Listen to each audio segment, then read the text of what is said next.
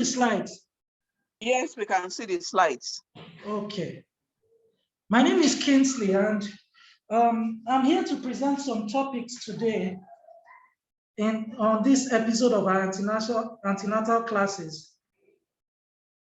So sorry for the delay, first of all. The topics, I'll start with, there are about 5 topics in all, and we're just going to briefly run through them. I'll start with a premature rupture of membrane, or the preterm premature rupture of membrane.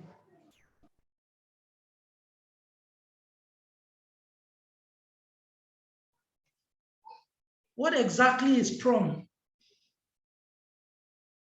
For short, PROM is actually, we're getting to the definition. I'll show you an outline on how we're going to go. But I made some diagrams for you all to see how vivid it is. It basically says where you see the water, the amniotic fluid or the water the baby is swimming in, suddenly gets released. So we'll start with the introduction.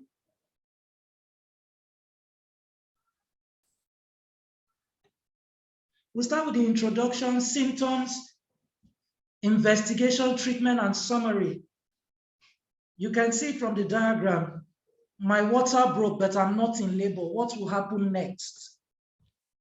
So in our environment, this definition is tailored towards our environment. It's the spontaneous rupture of membranes before 28 weeks of pregnancy and also before the onset of labor.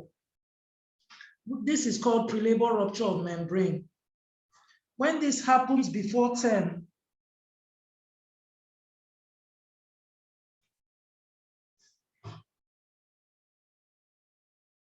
when this happens before 10, that is 37 weeks, 37 completed weeks, it's called a premature prelabor rupture of membrane. So basically, this is just the science behind it. Programmed cell death with enzymes released and mechanical force, which will lead to the rupture of membranes. It's still the same mechanism when it's preterm, that is before 37 weeks, just that this mechanism now happens earlier. There are some diagnosis terms you need to be aware of. For instance, it is preterm PROM when it happens before 37 completed weeks. There's also term PROM when it happens at 37 weeks and above. That means the membranes ruptured, maybe the woman membranes ruptured before contractions, persistent contractions happen and for labor to begin. So the incidence is about, it complicates about 10% of all pregnancies. You can see with the diagrams. Then the causes, majority of the time, the causes are not known. But these are some risk factors or instances that probably tilt a pregnant lady to this. Increased friability of the membranes, decreased tensile strength of the membranes, polyhydramnios. Polyhydramnios simply means there's too much water, basically, or too much amniotic fluid, which is usually greater than 2,000 mils or 2 liters in the woman's belly. Cervical incompetence. This is another topic we'll treat later on, and I'll show you what that means. There's also multiple pregnancies.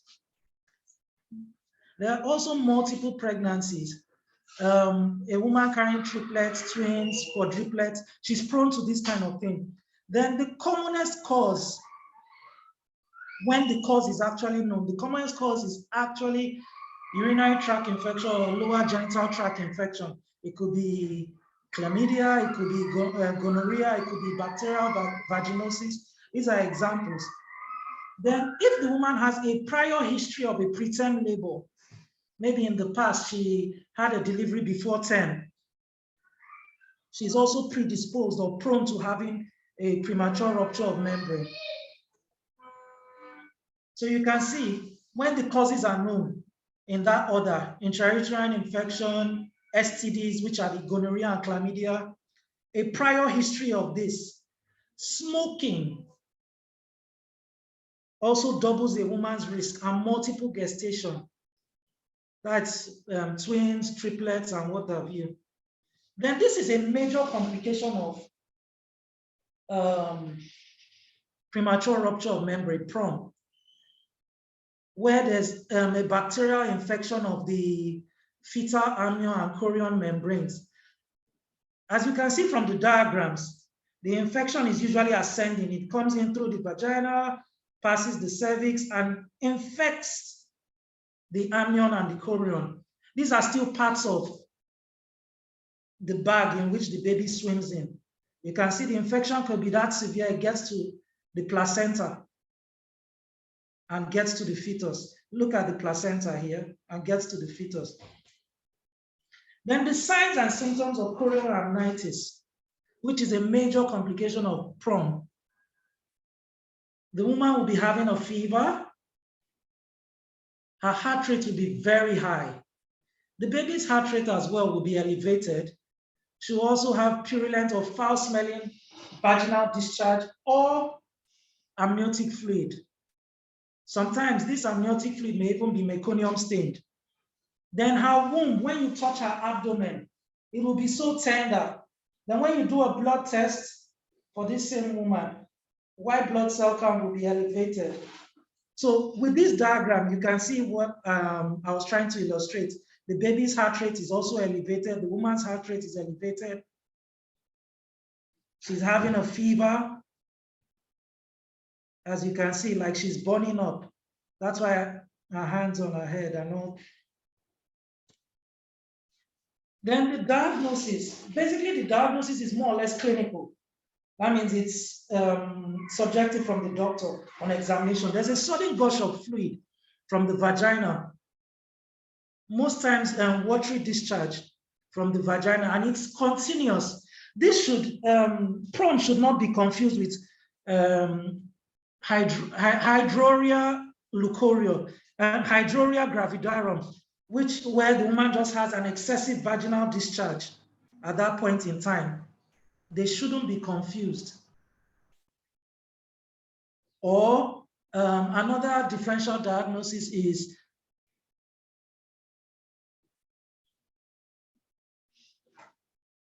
then still based on the diagnosis, the signs, the woman will have a temperature, the fetal heart rate is elevated, the size of the womb. When you come in for antenatal, we always use like a tape rule to measure your abdomen to get the sufficiency of fundal height. That height is actually reduced. If the woman, for instance, is supposed to be 34 weeks, because of the fluid has drained, the woman, by the time you measure with the tape rule, you might be getting far less, might be getting 28 weeks. There's also reduced liquor volume, which will be detected by a scan. Another differential diagnosis, as I was saying, I think I forgot that apart from hydroria gravidarum, is the urinary incontinence, where because of the pressure on the bladder and all that, the woman doesn't keep urine for so long and involuntarily releases urine. So this, as I said, it's more or less a clinical diagnosis. So on diagnosis from the doctor, it's a speculum examination where you demonstrate, this is the speculum used. The doctor will demonstrate that there's liquor flowing or amniotic fluid flowing. It might most times be foul smelling. He also has to exclude cord prolapse, which is a common complication of this as well. Then the doctor will have to take swabs to samples from the vagina and the cervix to rule out STDs, gonorrhea, chlamydia, and other vaginal infections. Then also this is, well, that's another way to confirm your diagnosis. So the complications, as we said, we can see chorioamnitis, which is a complication, also could be a cause as well. Then this is for the mother, the complications in the mother. Then it predisposes the mother to preterm labor. She'll get into labor before her due date or before 37 completed weeks. Because of the sudden gush of fluid or leakage of fluid, the placenta could suddenly be shed off or ripped off from the uterine lining or uterine wall. Then the complications in the child, obviously, if it happens before 37 weeks, the child will become premature. If it happens less than 34 weeks, the child's lungs will not be also mature. This child that is delivered, because once the membranes rupture, it's just a matter of time. We'll get to the management. This child that once the membranes rupture has to be delivered. You can see in Nigeria, it's from 28 weeks that is our age of viability. In abroad, it could be less than as low as 24 weeks, but in Nigeria, it's 28 weeks. So if the child, for instance, this happens in a woman that is 29 weeks pregnant, most times you have to refer to a facility where they have an incubator and other neonatal services. So these are the complications that could happen in the child. Basically, you can see respiratory complications because the lungs are not developed, especially if it happens before 34 weeks. Then these are the investigations done. As I said, an ultrasound scan, a vaginal swab, urine MCS to rule out a urinary tract infection triggering it, blood tests, various blood tests. Then you can see the nitrazine and fen test coming up again. This is just to confirm the presence of amniotic fluid.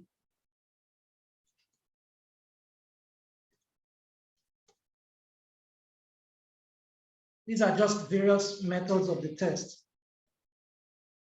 Then also the fen test. All this is, so basically down to the treatment. The treatment is divided into two, general treatment and the main obstetric care. So based on the main obstetric care, is divided into three: management of premature rupture of membrane with chorioamnitis, as an infection of the sac in which the baby stays in. There's also management of PROM without chorioamnitis, especially greater than 37 weeks. Then there's management of preterm PROM without chorioamnitis. So the general treatment, obviously, once a woman comes in with such complaint, she's going to be hospitalized. You also give her strict bed rest will be advised. She will wear a vulvar pad to see how much is draining. Then this woman will be placed on broad spectrum antibiotics. Then, as I said, you will also be monitoring the woman's vitals and the baby's vitals, as you can see. The mother will also be counseled on the diagnosis that this is this and this is this, and her prognosis. For instance, if this happens before 28 weeks, you're already counseling the mother that this kind of thing in this environment, the chances of survival are quite slim. So you will counsel the mother on probably a termination of the pregnancy because of the chances of survival are very slim in this environment. So you can see the management. Most times, as much as possible, we'll just try to induce and let the woman deliver if this happens below less than 28 weeks.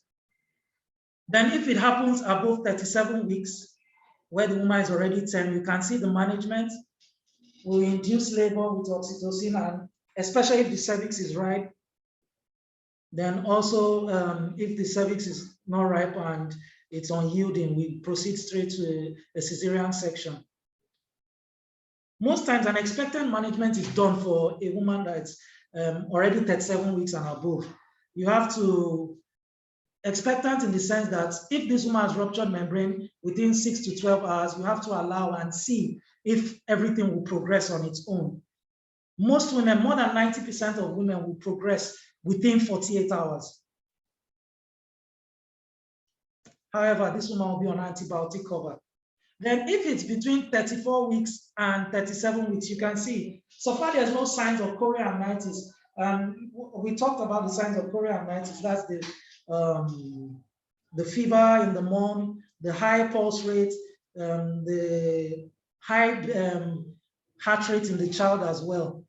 So if there are none of those signs, foul smelling discharge and what have you, if there are none of those signs as well, you still do expectant management and wait to see if the woman will progress naturally progress further in labor.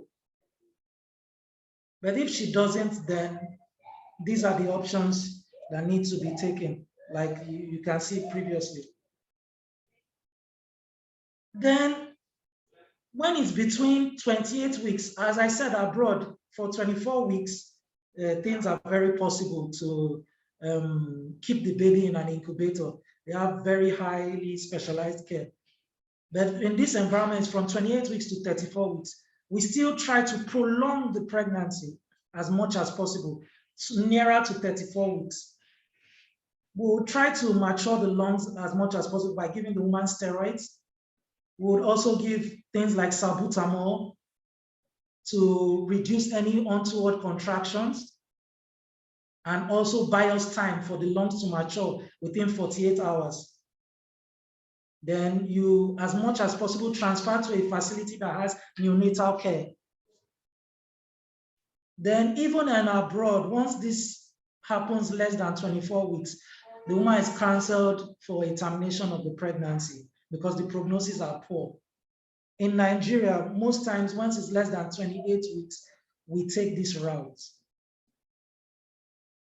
So basically, this is just the schematics of management, just to show you how it has, what all goes down. The maternal health assessment, the gestational age. The gestational age is very important, and the baby's weight in management, very, very important. Because, as I said, if it's above 37 weeks, the management changes. If it's less than 37 weeks, but above 34 weeks, the management also changes. If it's between 28 and 34 weeks, the management also changes. Less than 28 weeks, the management also changes, which is all what we've been talking about. Then you also have to screen the woman.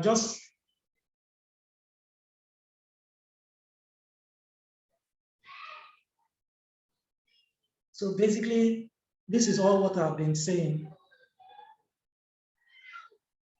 Pregnancy less than 34 weeks, this is what is done.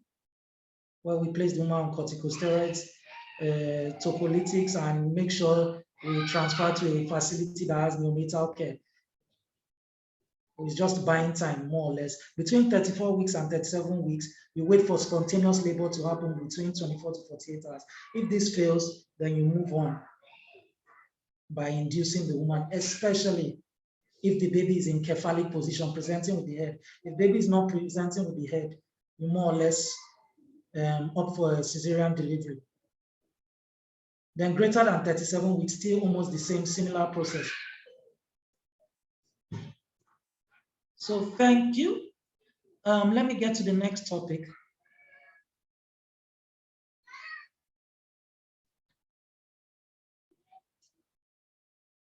The next topic is, are you still with me? Hello, are you still with me? Yes, we are. Okay. Yes, the we next are topic here. is indigestion in pregnancy. This is a very common complaint. A lot of women come to the antenatal clinic with complaints of, doc, I'm having heartburns.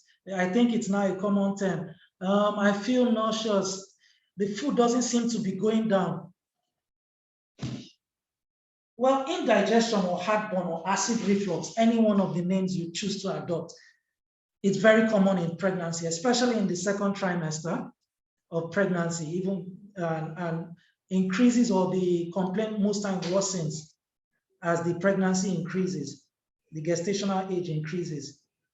So basically here, what we're talking about here, these are most of the symptoms of indigestion or heartburn. A burning sensation or pain in the chest. Usually they describe it as just being under the chest. Then the woman is always complaining of feeling heavy and bloated. Early satiety, she's burping a lot. She burps or belches a lot. She feels nauseous or sick. Then she might even be bringing out, regurgitating, bringing out the food she just ate. It might get up to her throat and all that. So the ways to control indigestion, basically, it's more or less the woman has to change her habits, her eating habits. Instead of consuming large meals 3 times a day, we advise pregnant women to consume little meals as frequently as possible. We also advise them, these are part of the lifestyle modifications and dietary changes. We also advise them to cut down on excessive fatty foods, as well as peppery delicacies. We also advise these women not to lie down after eating a meal. At least wait for like 3 hours before you lie down, because of the influx of gravity that will drag food back into your throat. Then if the woman smokes and drinks alcohol, we also tell her to stop all those. So when do you actually see your doctor with complaints of heartburns or indigestion? These are the major reasons. When it's that severe, it's now causing you weight loss, you can't tolerate anything. There's now difficulty in eating and you can't even keep food down. Then the pains are so severe. Most times, when it comes to if lifestyle adjustments or dietary adjustments don't work, that's when we go to medications. And for medications, we don't just start with, it's a stepwise approach. We start with antacids. That is our milk of magnesia, mixed mag, Gaviscon, Rulox. There are very numerous names. We start with that to neutralize the acid in the stomach and to help with the reflux sensation. That is the food going back from, most women describe as a peppery sensation rising up their chest, getting to their throat. Sometimes it's that severe, women feel like there's peppery sensation coming through their nose. So we usually start with antacids. For most of our pregnant women, they are always on iron supplements. So we usually advise them that while taking iron supplements, she shouldn't take the antacids at the same time while taking the iron supplements, because it will stop the iron from being absorbed in the body. It will neutralize the effect of the iron, and in the long run predisposing this woman to anemia in pregnancy. So it's when antacids don't work or does not improve the symptoms, that's when we go for acid suppressants like omeprazole and ranitidine. But basically the mainstay or the first thing to do is always to change your diet and lifestyle. Dietary modifications, no peppery foods, fatty foods should be cut down, as well as eating little meals frequently, little portions frequently. So we, for the causes of indigestion, some of you may want to ask, Doc, why am I prone to it? I was not pregnant, and I was not pregnant and I didn't have indigestion. How come now that I'm pregnant, I'm having it? The reason is because of the hormone levels. There are different hormonal changes in pregnancy. One of them is the rising levels of progesterone. Progesterone maintains a pregnancy, and it also causes relaxation of smooth muscles. So an example of those smooth muscles, the lower esophageal sphincter becomes lax and open and allowing acid to frequently brush from the stomach into the esophagus. Also, there's a slowing down of food, a slowing down of digestion in pregnancy because of reduced motilin, a hormone called motilin levels in the bloodstream. Apart from that, as the pregnancy increases and the weight of the baby increases, it worsens, or the weight of the baby compresses the stomach, therefore allowing more acid to brush out. So those are the common reasons or causes why this happens in pregnancy.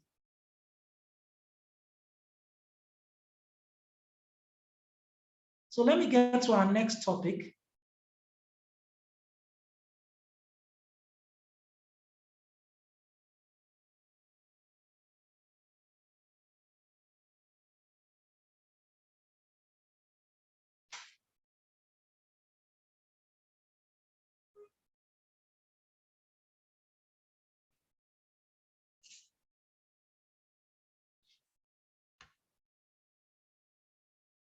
Sorry, 1 minute, please.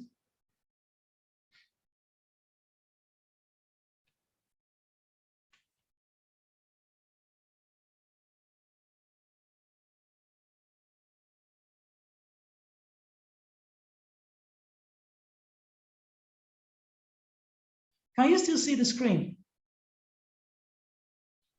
Yes, we can still see the screen. Okay. Our next topic is cervical sacrilege. Basically,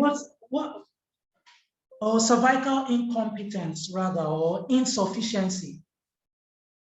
It's an indication for cervical sacrilege. The term, or you can see, suspected cervical incompetency or insufficiency remains the only acceptable indication for a cervical sacrilege. That is more or less the treatment. So we now define what cervical incompetency or insufficiency. I heard my gynae saying my cervix is weak. What does that actually mean? In cervical incompetency or insufficiency, there's a painless, it's usually painless, the woman doesn't feel pain, dilatation of the endocervical canal, or the cervix as we used to call it. We hear that term during delivery, I'm 10 cm dilated, I'm 8 cm dilated, that's cervix. During labor, it's actually painful, but in the contractions bring about its progress. But in cervical incompetence, there's no contraction. This woman just suddenly starts dilating. And it's usually before, as you can see, before the onset of labor. Its incidence, it complicates about 2% of all pregnancies worldwide. And it's the cause of 15% of recurrent miscarriages, especially between 16 weeks and 28 weeks. Most times, the etiology is not known. That's the cause. The direct cause is not known. But there are other causes that have been postulated to cause this condition. For instance, if the woman has had a previous cervical sacrilege or a previous surgery on the cervix in the past. Also, congenital weakness. That means it's no fault of anybody's. Just this is how the woman developed, more or less. There's hypoplasia then. Also in utero, although this is no more common anymore because this drug has been banned, and diethylstilberol. So this is no more common anymore, where the mothers used to take this back in the days. We're talking in the 70s and 80s. So that's coincided with an uprising cervical insufficiency. Also in women that have connective tissue disorders like Marfan syndrome, Ehlers-Danlos, as you can see. Despite the many advances in obstetrics, it still remains, the diagnosis and treatment still remains a controversy most of the times. Based on the diagnosis, there's no precise method, or there's no method per se, but once there's evidence of a few of these things listed above, then it predisposes the woman as a clinician or as the obstetrician or doctor seeing. You have to know that this woman is at risk for this cervical incompetence or insufficiency.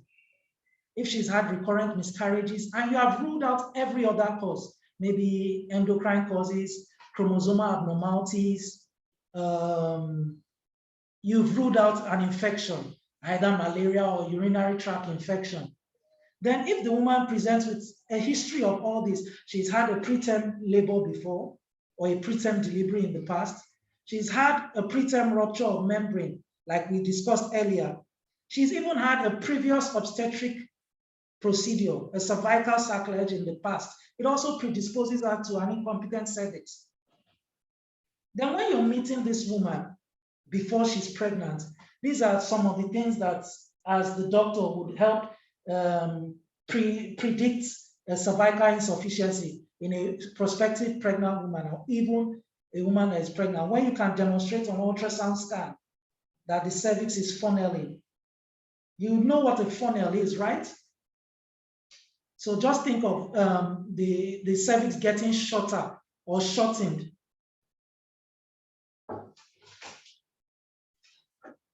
Then also, as you can see, the clinical evidence or history of previous cervical trauma in the past.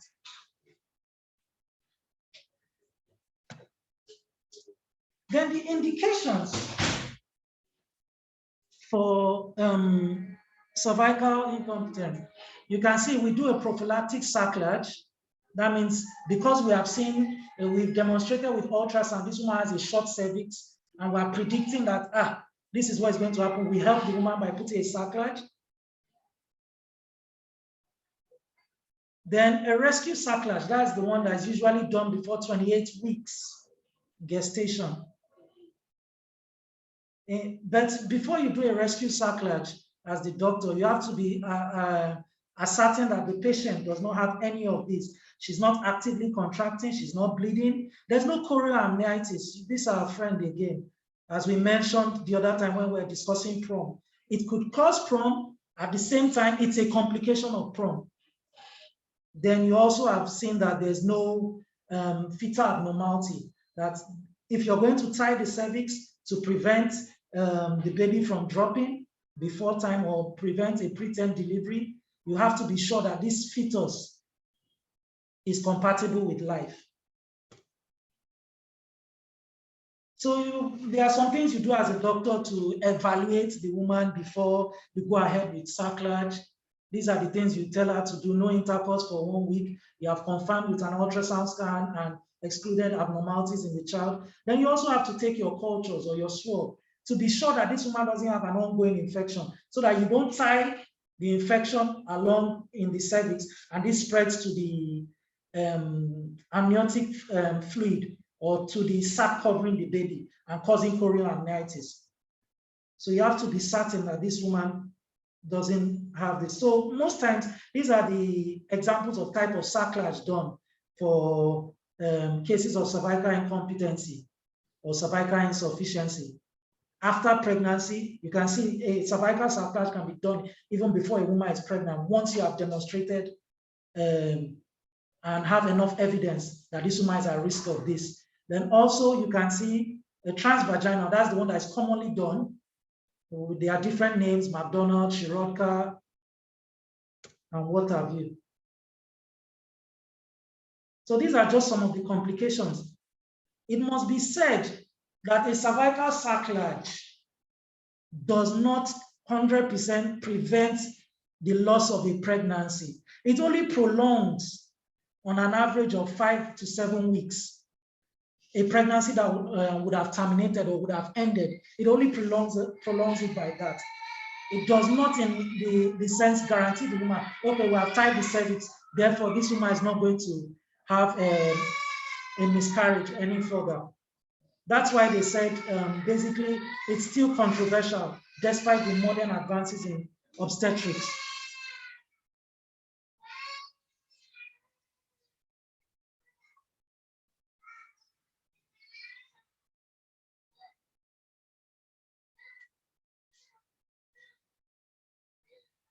So I'm going to take another topic. Our next topic is constipation.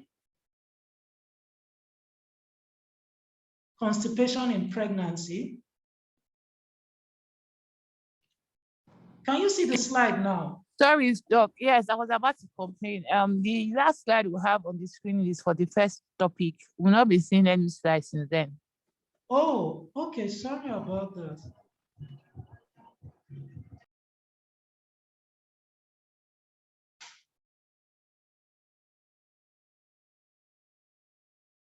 Can you see this slide now? Okay, the slide is just. I can see the slide. See before. Okay. Yeah, the slide is up now. This is PROM and. Okay, I'm going to change it now. Sorry about that.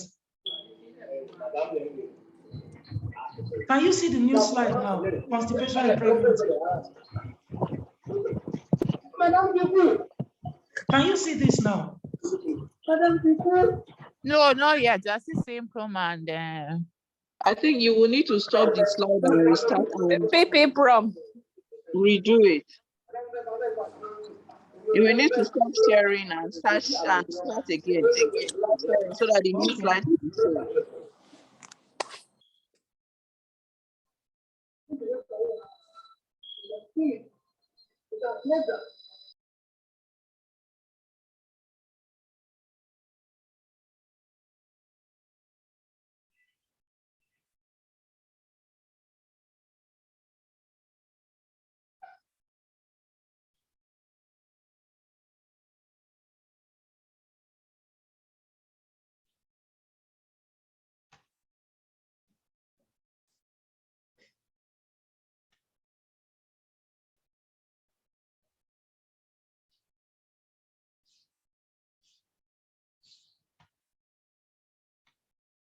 Can you see it now?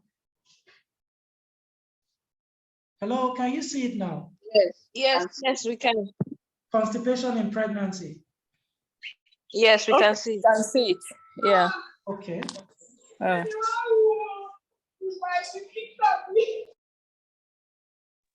Can you make it a slide presentation, please? Okay.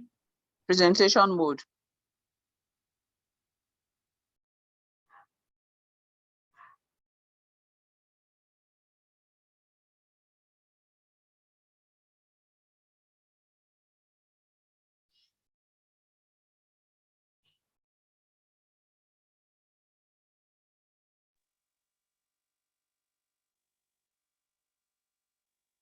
So constipation in pregnancy, basically, constipation itself negatively impacts on the quality of life in every woman or every human being. It just seems to be worse in pregnancy. During pregnancy, 11% to 38% of pregnant women experience constipation. It's generally described as infrequent bowel movements or difficulty in evacuation or passing stool, more or less. The possible causes, as you can see, possible causes of constipation will also cause heartburns as well. You can see when I talked about the rising progesterone levels during pregnancy, and progesterone is a smooth muscle relaxant. Also the reduced motilin hormone levels, which increases the bowel transit time, allowing food to stay longer in the stomach than instead of moving quickly to the intestine. These are some of the physiological and anatomical changes that occur in pregnancy. Then also in pregnancy, there's increased water absorption by the intestines, which makes stool to dry out. Then, you know, pregnant women most times are not as very active when they were not pregnant. So that in itself, reduced mobility in itself will allow or increase transit time of feed. Then lastly, in later stages of pregnancy, because the uterus is now getting up to the chest, it will be compressing the stomach and other organs, therefore causing slow transit time as well.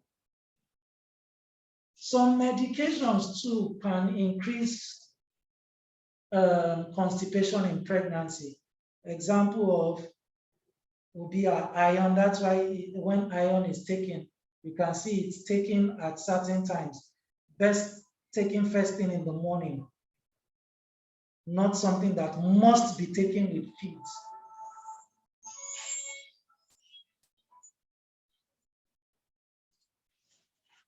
Then constipation itself will cause fecal impaction and sometimes could make the woman relatively uncomfortable. Constipation is usually the second most complaint in pregnant women. It's the second commonest complaint in pregnant women, especially when talking after nausea and vomiting. Especially nausea and vomiting is usually in the first trimester, but in the second trimester, most times women complain of constipation and heartburns, as we previously talked about. So apart from the discomfort that it causes the woman, also there's this fact that she has to strain before she stools. So straining before she stools would cause some nerve damage and impair the supportive function of the pelvis.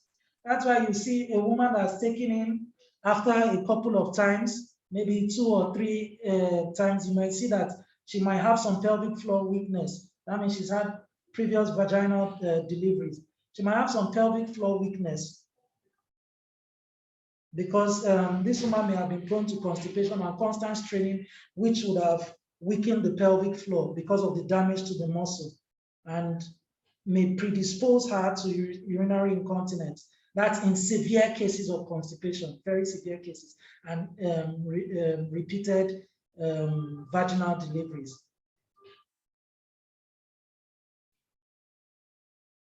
So you can see a disturbed defecation can result in uterine vaginal prolapse, which I just explained.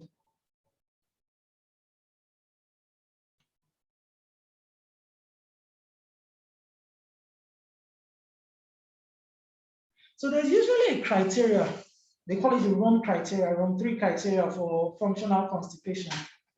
At least 2 or more of the following will list the criteria. 2 or more of the following would determine the criteria. This woman strains more than 25% of the time during the, going to toilet. Her stools more than 25% of the time is always lumpy, hard, and hard to pass. Then sensation of blockage or obstruction. She can't get this stool out. Or she needs manual maneuvers to pass this stool.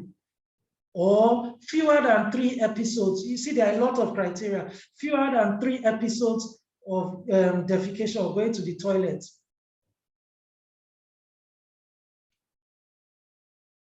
So usually an extensive evaluation, that is blood test and what have you, is not usually necessary for constipation for the first time during pregnancy. It's when it's repeated that other routes are taken. So majorly the treatment options, just like with heartburn, dietary. That's the first thing you do before you move to medication, which are laxatives. The first treatment option is usually dietary. Most times, 60% of women that are started on dietary regimens would overcome this constipation, 60% of the time. And in 60% of women, once you increase their dietary fibers, that means tell them to eat more vegetables and fruits, increase their water intake, and minimal exercise. Minimal daily exercise, and you see that constipation will thin out on its own. Sometimes you might add in probiotics, as things like Floranom, Enterogerminal, that we usually give in diarrhea diseases. These two could help improve the bowel function and allow this woman to stool better. Foods like, you can see foods like bran, which contain a lot of iron, increase the bulk of feces and relieve constipation. So in our environment, you can see things like brown rice, well-prepared corn, maize, things like that, apart from the usual fruits and vegetables, potato, bananas, those things will improve dietary fiber and allow the woman to stool more frequently.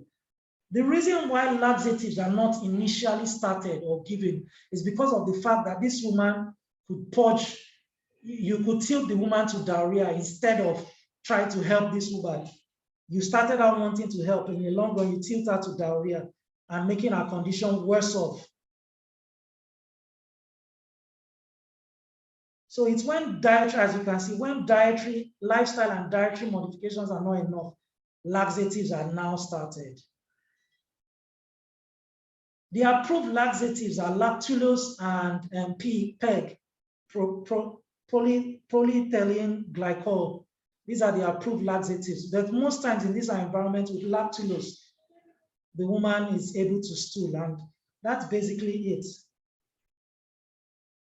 So we'll go to our last but not the least topic, which is, our last topic rather, which is bleeding in second trimester. More or less, that is antepartum hemorrhage.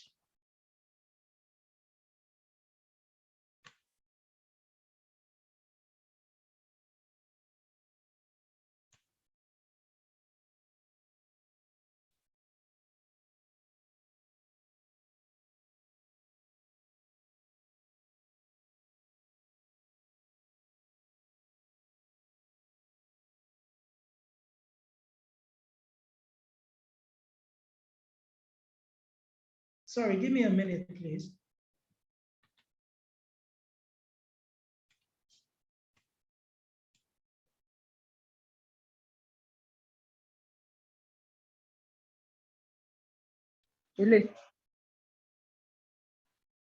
Okay, eléyìí. Last one will be here, right? Yes.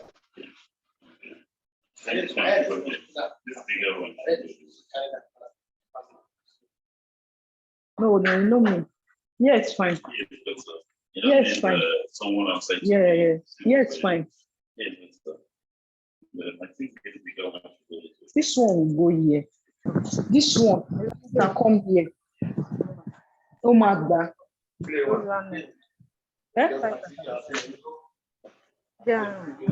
Down.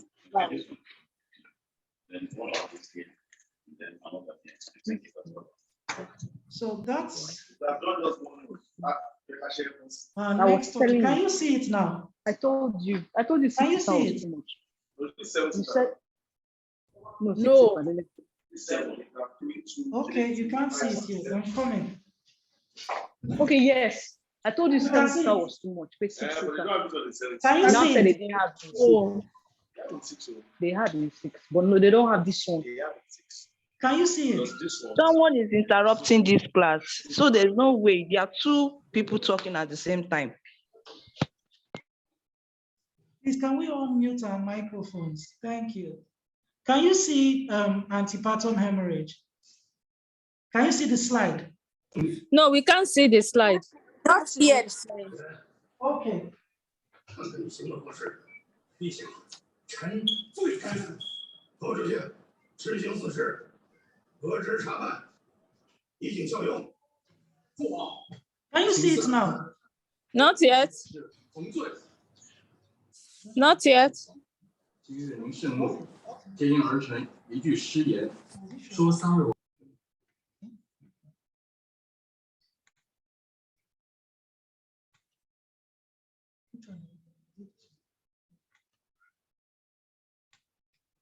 Can you see it now? Yes, I can. Yes. Okay. 儿臣回8年未见，兄弟 So 相 I'll 聚， quickly run through this. Bleeding in second trimester of pregnancy most times is the commonest cause is antepartum hemorrhage. Death from bleeding remains the leading cause of maternal mortality in this environment. Antepartum hemorrhage is usually defined as bleeding from the genital tract in pregnancy from the age of viability. In Nigeria, as I said before, it is 28 weeks until the onset of labor. It complicates as much as 4% of all pregnancies. It is a medical emergency. It is usually associated with fetal and maternal mortality and morbidity. 臣派人暗中调查，方才得知有了这么一个所谓的大臣遗孤。 So these are the causes basically. They are divided. I just did a little schematic so that you could see. APH, 70% of the time the bleeding is from the placenta bleeding. 25% of the time it is unexplained. That means you can't arrive at an initial cause. Then 5% of the time is extra placental. That means the woman may have a polyp or maybe Vian's trauma. The woman has traumatized her genital tract or vagina and will present with bleeding. Examples of ways in which it could be traumatized. Maybe she was treating a vaginal discharge and she didn't use the applicator very well to apply the antifungal medication. I didn't hear iPhone. Can you please mute your mic? We can't hear you. We can't hear the doctor. Please mute your mic. I didn't hear iPhone. Please mute your mic. Thank you. So under the placental causes, there are two main types, as we said, or as from the diagram. 35% of the times is placental previa, 35% of the times is abruptio placentae. Well, in placenta previa, it's just an abnormal implantation of the placenta, either partially or wholly, on the lower uterine segment. Most times, the placenta in this case would block the birth canal. It's either it implants near it, implants partially over it, or it covers it fully. That's what happens in placenta previa. About 1/3 of the cases of antepartum hemorrhage belong to placenta previa. And you can see in 80% of the times it occurs in multiparous women. That means women that are put to bed more than once. So these are common examples or common risk factors or causes for having placenta previa. You can see multiparity, as we said, multiparous women, women that have given birth to 4 or 5. These are the complications that we anticipate in some of them. Advanced maternal age, a woman that's giving birth for the first time, maybe at age 39, 40, and all that. A previous cesarean section, multiple gestation. You see twins, though it's a very beautiful thing, it still has its own, it comes with their own complications.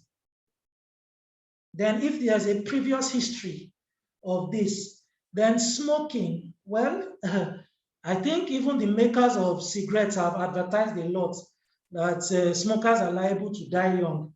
So I don't know why anyone would want to still smoke in pregnancy. Anyway, these are, because this itself, smoking itself, causes an abnormal placentation. That means for the blood vessels to embed into the uterus, there will be disorientation. That's what smoking does because of the chemicals in it. So the degrees, as you can see, type 1 low lying, that means that the placenta is at the edge, as I said, or marginal, just reaches the margin of the os or the birth canal. Incomplete, it covers it slightly or partially, then that type 4 is it totally covers the birth canal. So you can see this type 1, usually we define it as about 2 centimeters away from the os or from the birth canal, just 2 centimeters away. Type 2 is at the margin. That means this is the birth canal just beside it or adjacent to it. The type 3 is it covers the birth canal partially, then type 4, it covers everywhere. So I'm going to run a bit. So these are examples. You can see type 1, about 2 cm away. You can see type 1 about 2 cm away. Then you can also see the type 2, where it's at the margin. This is the placenta. Then type 3, it partially covers it. Then you can see type 4, it fully covers it.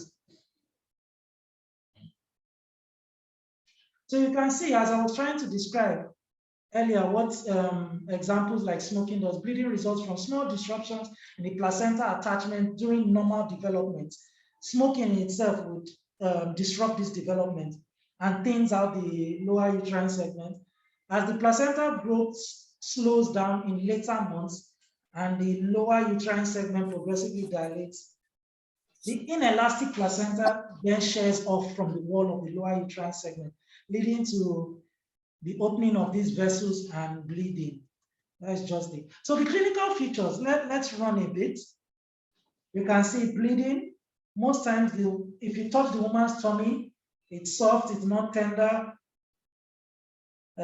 She won't be having abdominal pain per se. Then most times the fetal heart rate is fine. If you check the baby, you'll see that the heart rate is fine, it's within normal range. Most times you also see on examination as the doctor, you see that the presenting part, if it's the head, for instance, instead of the head being at the lower abdomen, you'll be feeling it at the navel area. Then most times, because of the placenta occupy the lower uterine segment, it predisposes to malpositioning.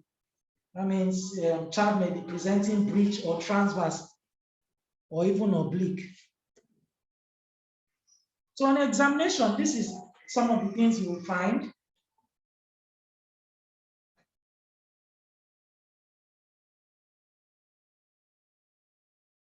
You can see something is written in black here. Vaginal examination is contraindicated.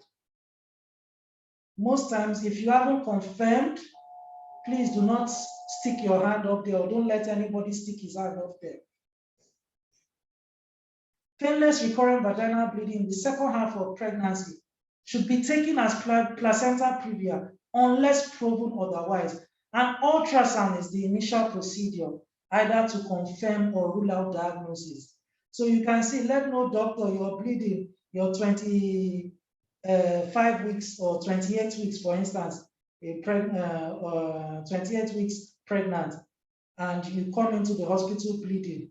Please and please, at least you know this and you have peace. Don't let any doctor go ahead choking his hand anywhere.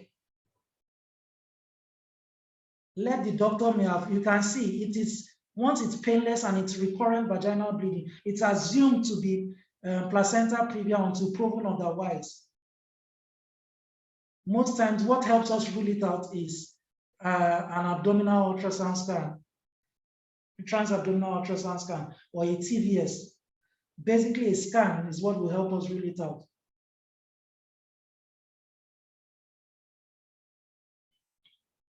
So basically the management, it is best prevented. That's the truth. Prevention is better than cure. That's the thing.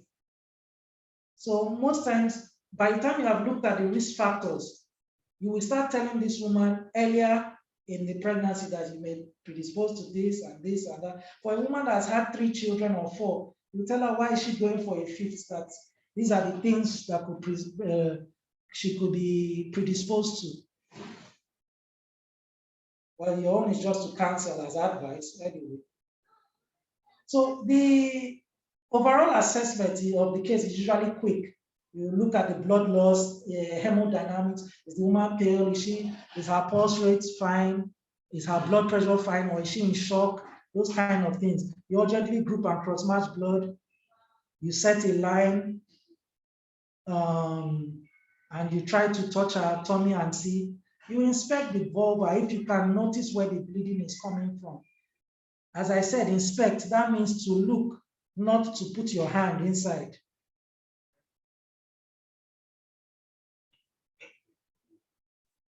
So definitive treatment usually depends on the duration of pregnancy, the fetal and maternal status, and the extent of bleeding. So most times an expectant management is what is done, where the woman rests, you encourage strict bed rest, periodic inspection, fetal surveillance with an ultrasound scan. This form part of what we here know. The expectant management forms part of what we term as McAfee regimen most of the time. No need to bore you with the name. It's just so that you know that most times an expectant management is what is done. So you can see if it's less than 34 weeks and the bleeding is non-stopping, you can see you try to mature the lungs with steroids. Then active, you can see active management involves delivery. If bleeding occurs at or after 37 weeks, you quickly deliver. If the patient is in labor, fetal distress, you can see that's when you involve active management. Or there's an abnormality detected on scan as incompatible with life, or the baby has even died in utero. Cesarean section is done for all women with sonographic evidence of placenta previa, where the placenta is within 2 cm from the os.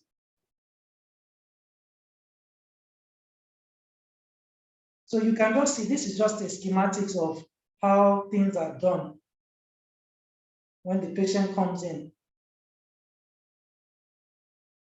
And after you've confirmed with ultrasound evidence, you've done a CTG for the child, the woman is stable.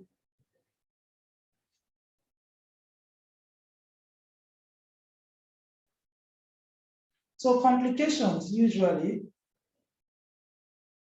of placenta previa, you can see them during labor. It predisposes the woman to PROM, cord prolapse, bleeding during the labor. And what you can see shock, where she comes in with signs of hemodynamic collapse, where her blood pressure is very low, her pulse is weak and thready, and sometimes very, very fast.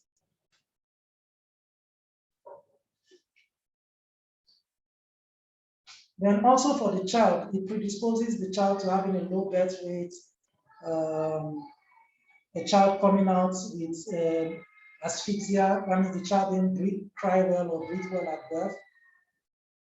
So these are some of the.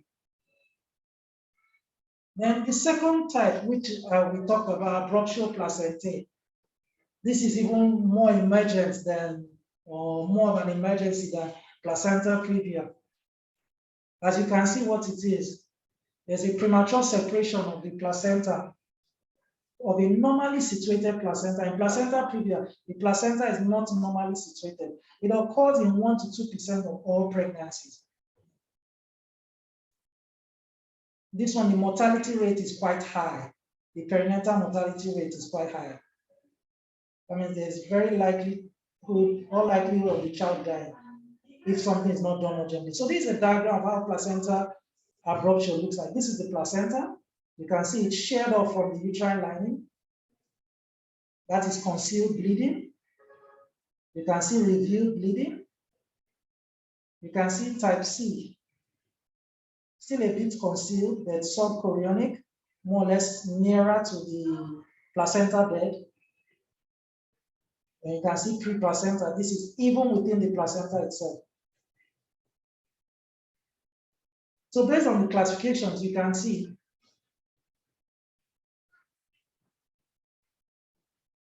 in grade 0, clinical symptoms might actually be absent. In grade 1, vaginal bleeding is slight because most times it may be concealed.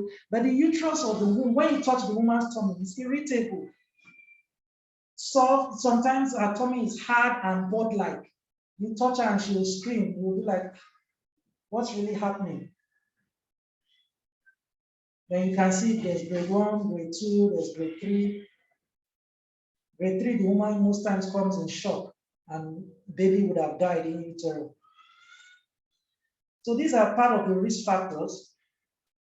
Preeclampsia, high blood pressure, and proteinuria after 20 weeks of gestation or 20 weeks of pregnancy. Increased age, a woman that is 40 and giving birth for the first time. A preterm rupture of membranes, that's the preterm PROM. These are some of the predisposing factors.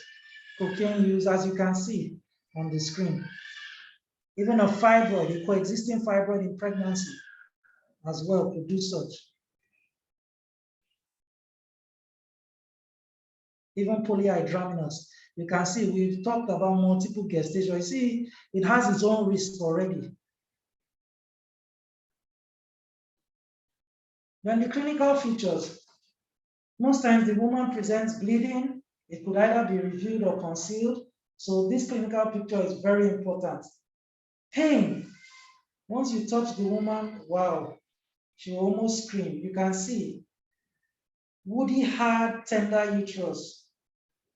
You touch her tummy and it's very hard.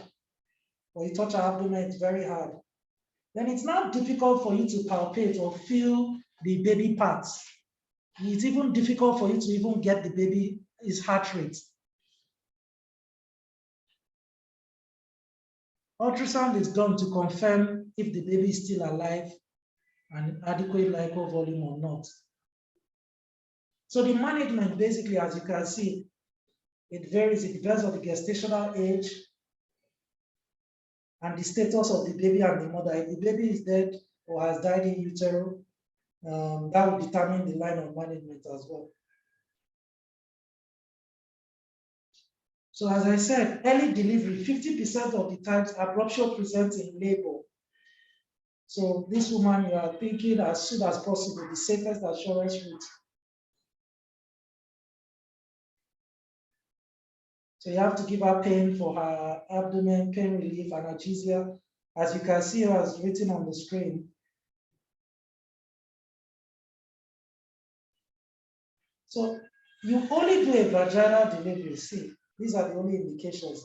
Low gestational age, baby is dead, and the cervix is fully dilated. That's why you do such.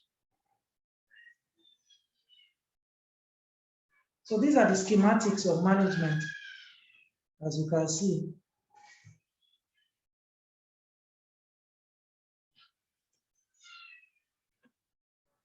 So the complications, usually shock, where she has a very low blood pressure, and the pulse rate is usually fast, weak, and thready.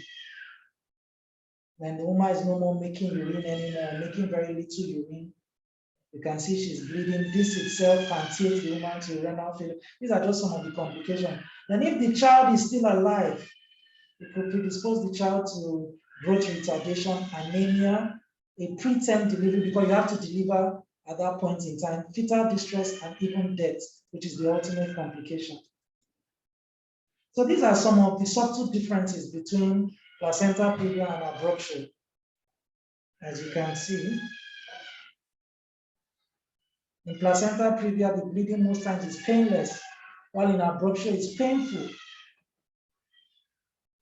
In placenta previa is bright red, while in abruption is dark colored. Then on abdominal examination, you can see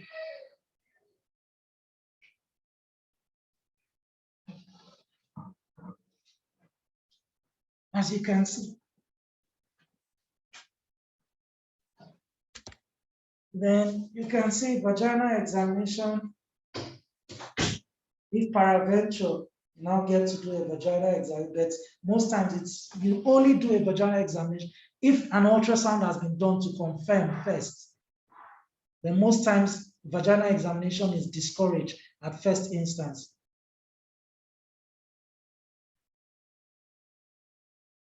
So there's also a rare cause, which not so common, that's still part of antipattern hemorrhage. That is the vasa previa. As you can see, it's rarely reported, where the fetal vessels cross from the placenta and enter into the entrance of the birth canal. I mean, this time it's more or less the vessels from the placenta and the baby cross to enter into the cervix. And it has a very high mortality rate because the child will be losing blood per second. So most times this as well is because of an abnormal placenta or insertion of the umbilical cord into the placenta.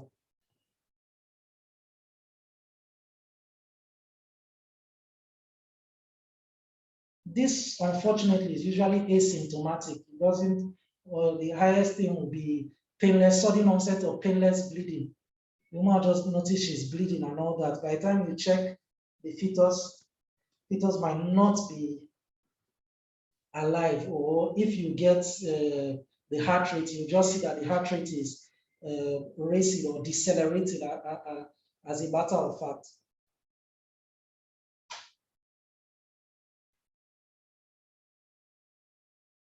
So as you can see, the management, it actually depends on the gestational age, when this happened, that means at how many weeks in pregnancy, the severity, how severe is the bleeding, the amount, then also the persistence. How long has this been going on prior to the woman coming to you? If it's greater than 37 weeks, delivery is the recommended route. If it's less than, we start thinking of expected management, especially if you can guarantee or confirm that the fetus is all right via an ultrasound scan. Thank you so much. Sorry once again for the delay, but I hope I've been able to pass my message across convincingly. So any questions, please?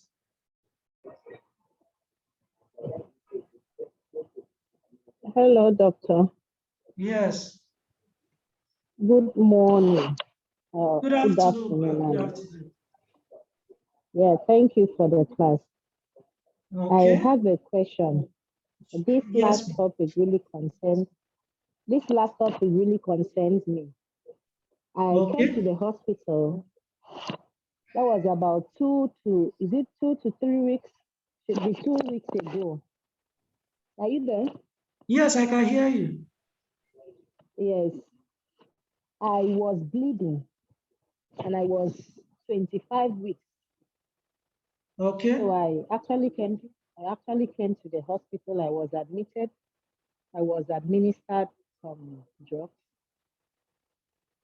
So, but what I noticed is my ultrasound was taking everything. The doctor told me my baby is okay. It's just that they noticed some scanty fibroid. But after the drugs they gave me was to be taken for 5 days. After the drugs, now as we speak, I'm feeling the same, like almost the same pain again. You're still So I bleeding don't know. again? No, I'm not bleeding again.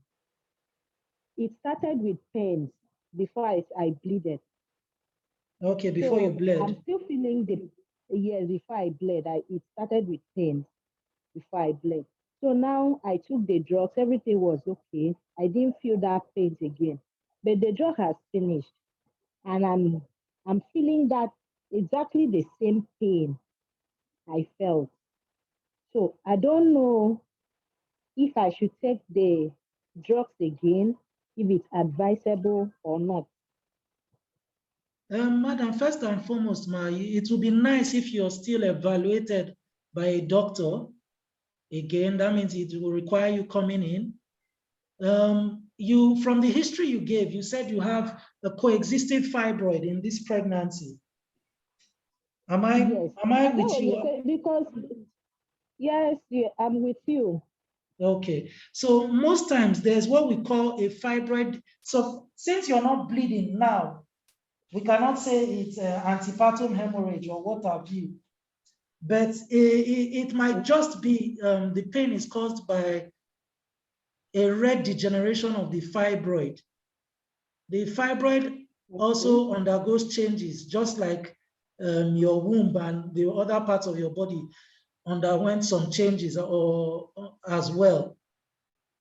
So that pain might be from the contraction of the fibroid or the starvation of blood supply to the fibroid. That's what happens sometimes. So it would be nice if you come in and we evaluate you and know if we're to give you more medications or not. Okay. Okay. Thank you. Yes, ma'am. Any other questions? Dr. Dogini, Yes, ma'am. please, I will want us to still encourage the last speaker to go to the hospital. Yes, because that pain you cannot determine what it will lead to. It is better that you go to the hospital and let your doctor take action on it. I will.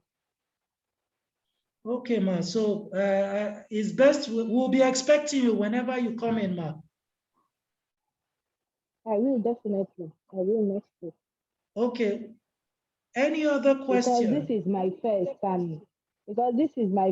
and when things like that, when it happens, it gets me scared. So I'll come. Okay, ma. Okay, ma. We'll be expecting you. Oh. Anyone else who has a question to ask?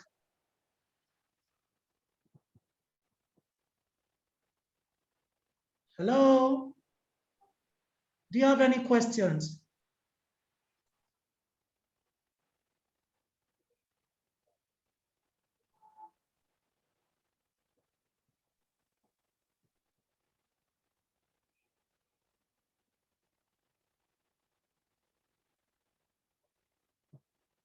Any questions?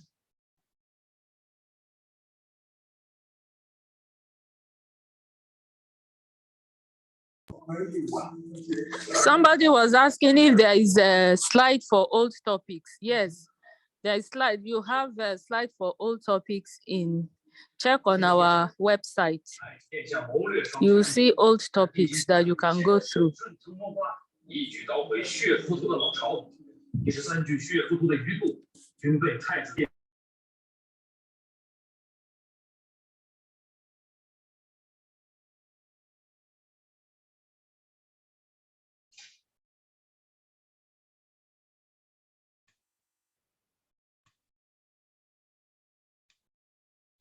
So I can see someone's question. Adetong.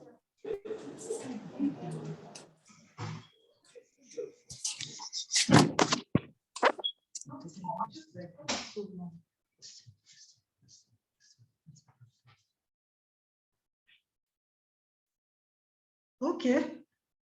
Do we have any other questions?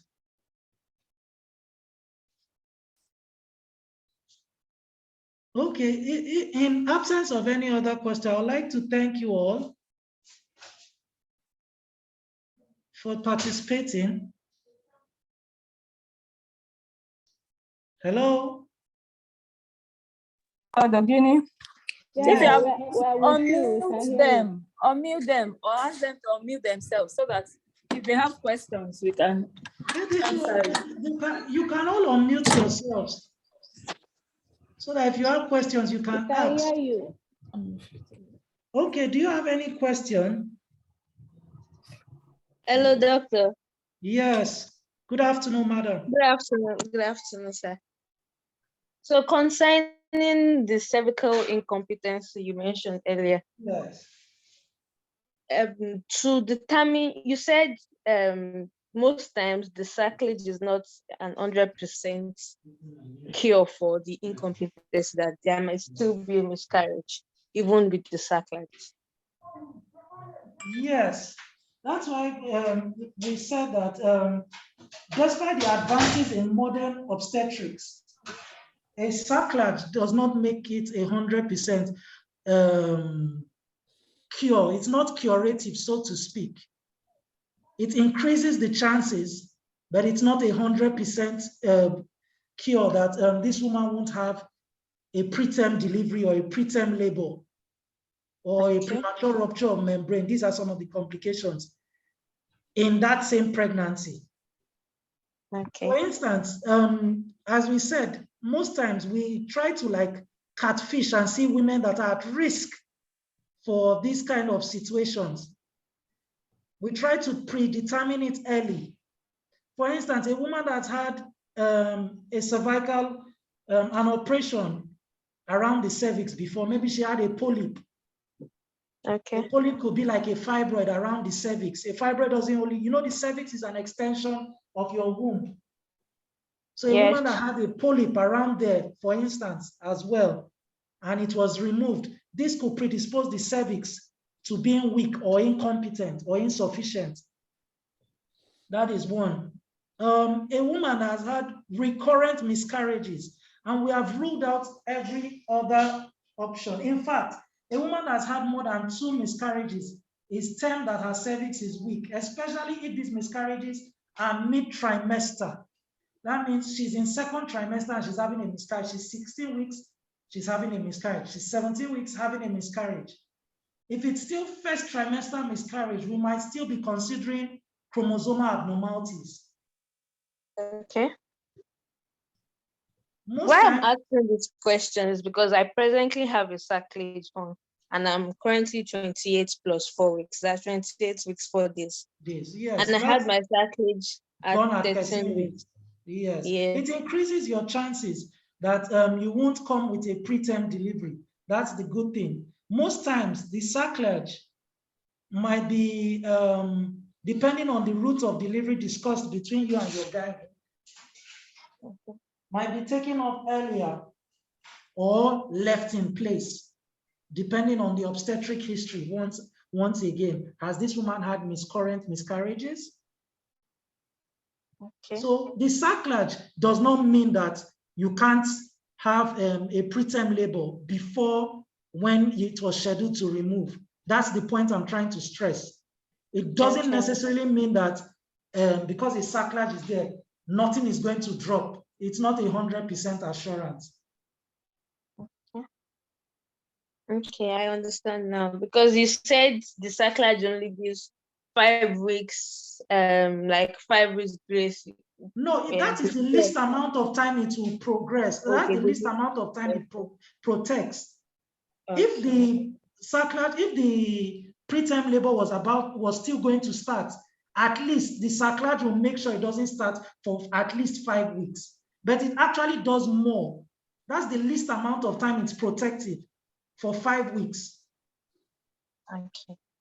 Okay. Do you get my point? Yes, yes. And concerning the tocolytic drugs, that is salbutamol. Yes, salbutamol and nifedipine to prevent contraction. Yes, please. Are those drugs safe to use during pregnancy? They are very, very safe, ma. In fact,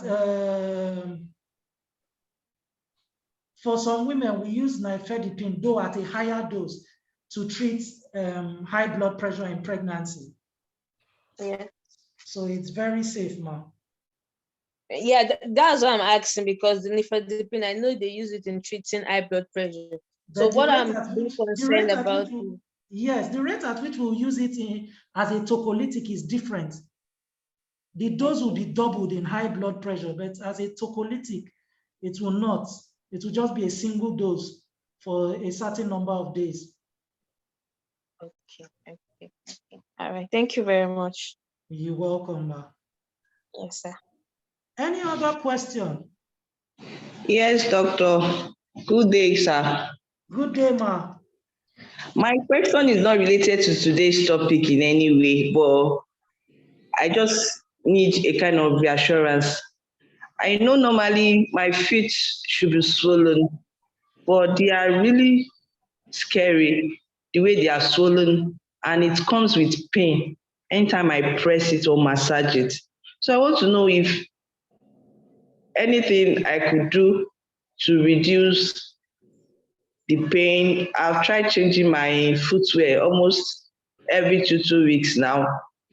But my concern is the pain, that anytime I press it, I feel this severe pain on it.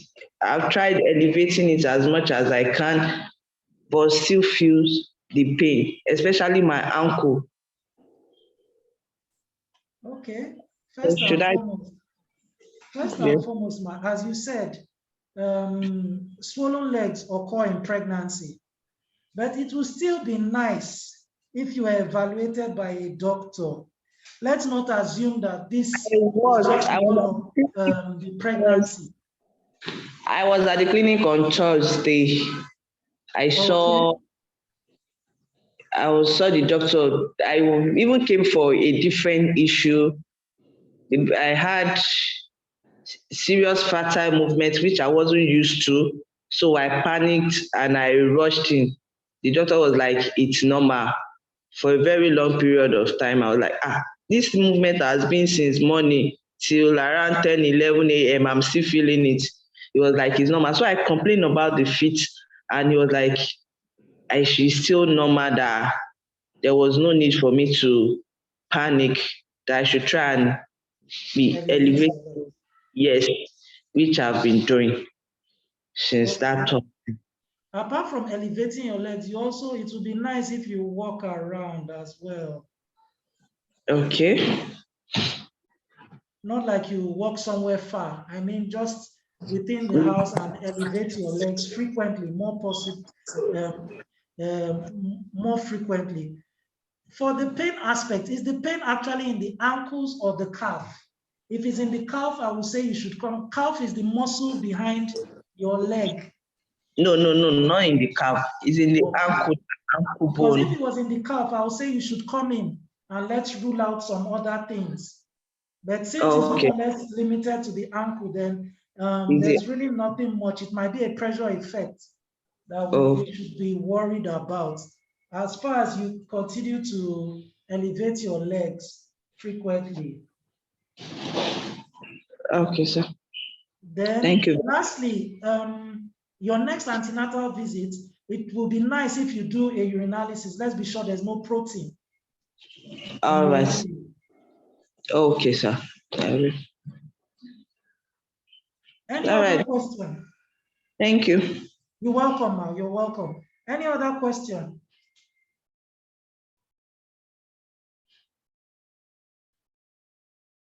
Any other question?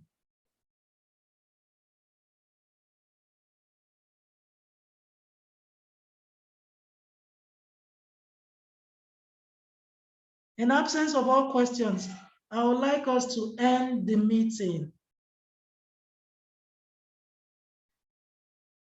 I want to appreciate everyone.